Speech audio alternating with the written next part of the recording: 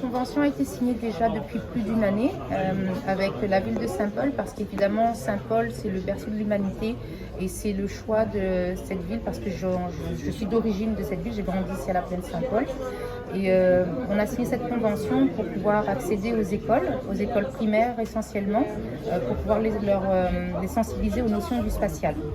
Il faut savoir que ça fait déjà plus de 10 ans que j'œuvre sur le territoire dans les écoles, de l'université, au lycée et au collège. Et le premier constat, c'est que les rêves sont brisés.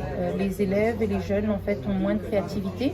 Alors du coup, c'est pour ça que je me suis rapprochée de la mairie pour pouvoir accéder aux écoles, que ce soit organisé finalement par l'entité responsable, donc la mairie, pour nous donner accès à ces écoles, pour parler aux jeunes.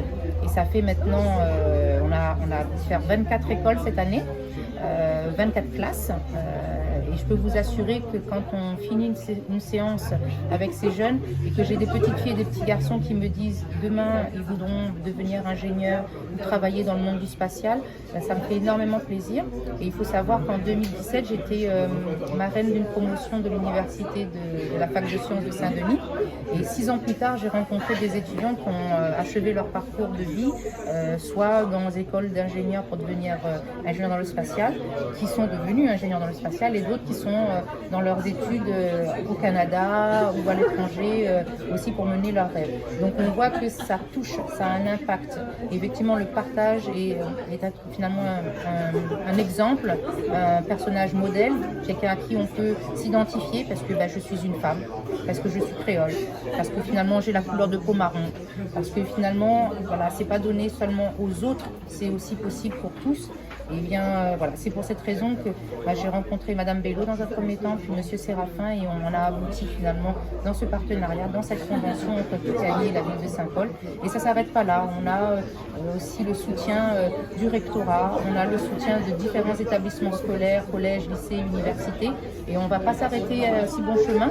On a une équipe d'ingénieurs chez Airbus, que ce soit à Toulouse ou des ingénieurs dans le spatial dans d'autres villes de France, à Paris, à Nice et aux Pays-Bas.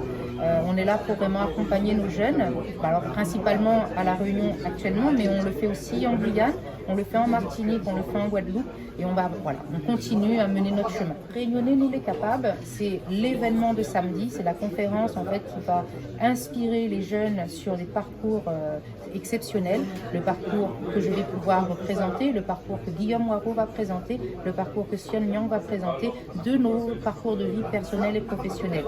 Nous les capables, par contre, est la manifestation dans laquelle s'inscrit finalement l'ensemble de ces rencontres, ici sur la ville de Saint-Paul, mais aussi avec d'autres partenaires comme le Crédit Agricole, Ambition Planète, avec le village Baïséa, tous ces autres partenaires qui nous font confiance et qui ont besoin en fait d'échanges de bons procédés avec l'expérience de Sion. Donc voilà, nous les capables, c'est ça, et ça rentre dans la convention avec Saint-Paul parce que c'est la ville amie des enfants, c'est un partenariat qui veut inspirer, qui veut tenir la main des gamins pour les accompagner dans leur parcours de réussite de vie, parce qu'il n'y a aucun échec en fait dans la vie. On pose un genou par terre, mais on se relève. La réussite en fait, elle est vraiment au bout du chemin. Alors il faut juste pas abandonner. Et voilà, je suis ravie en fait de cette convention.